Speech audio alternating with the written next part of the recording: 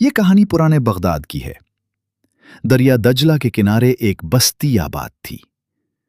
वहां एक नौजवान जैद रहता था, जो यतीम और गरीब था, मगर दिल का बहुत साफ। उसका बाप सिपाही था, जो सरहद पर शहीद हो गया था। मां बीमार रहती थी। जैद दिन को छोटे मोटे काम करता और रात को मस्जिद में कुरान पढ़ता।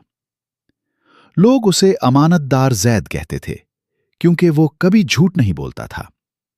एक दिन बाजार में एक ताजिर ने जैद को बुलाया और कहा, बेटा, ये सोने की थैली मेरे दोस्त के घर पहुंचा दो। रास्ते में जैद को ख्याल आया, अगर मैं ये सोना रख लूं तो अपनी मां का इलाज करा सकता हूं। कोई मुझे क्या पकड़ सकता है? लेकिन दिल के अंदर एक आवाज आई, जैद, ये तेरे रब की आजमाइश है। अगर तूने खयानत की तो तेरा ईमान टूट जाएगा। जैद ने लरसते हाथों से थैली मालिक को पहुंचा दी।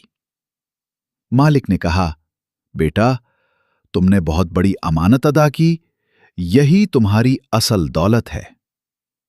कुछ दिन बाद बस्ती में शोर मच गया।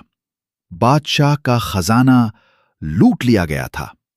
चोर कहीं नहीं मिल रहा था।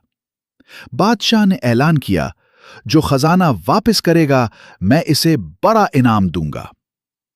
इत्तेफाक से चोर ने खजाने का कुछ हिस्सा जैद के घर के करीब छुपा दिया। लोग शक करने लगे कि शायद ये सब जैद ने किया है। काजी ने जैद को बुलाया। बेटे, तुम पर इल्जाम है कि खजाना तुम्हारे पास है। जैद की आंखों में आंसू आ गए। काजी साहिब, मेरा रब गवाह है, मैं बेकसूर हूं। काजी बहुत नेक और आदिल शख्स था। उसने जैद के चेहरे पर गौर किया और कहा, अमानतदार आंखें कभी झूठ नहीं बोलती। उसने गांव वालों को कहा, क्या तुमने कभी जैद को झूठ बोलते देखा? सबने कहा, नहीं, ये तो सच्चा है।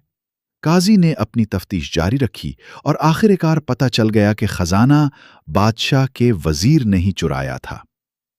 वजीर को सजा मिली और जैद बेगुनाह साबित हुआ।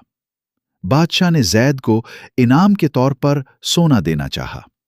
जैद ने कहा, बादशाह सलामत, मुझे सोना नहीं चाहिए। मुझे बस ये दुआ दे दें कि मेरी मां सेहतमंद हो जाए। बादशाह ने मां के इलाज का बंदोबस्त कराया। कुछ ही दिनों में मां तंदुरुस्त हो गई। लोग हैरान थे कि जैद ने दौलत लेने से इनकार कर दिया। वो कहता था, असल दौलत दिल की अमानत है, सोने की नहीं। एक